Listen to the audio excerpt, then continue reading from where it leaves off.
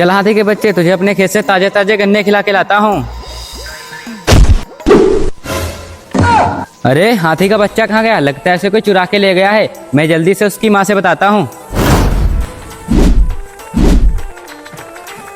हाथी की मम्मी, तेरे बच्चे को कोई चुरा के ले गया है, जल्दी से उसे बचा ले प्लीज। ओके। क्या हुआ छोटे, इतनी जल्दी में कहाँ जा रहा है? और इस बोरी में क्या है? भैया मैं इसमें हाथी के बच्चों को चुरा लाया। चल छोटे, इसे बाजार में बेचते हैं, ये बहुत महंगा बिकेगा। ठीक है भैया चलो।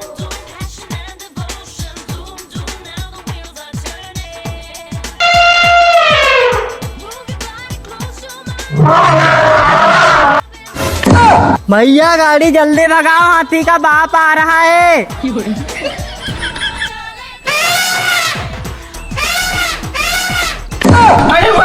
मैं भाई।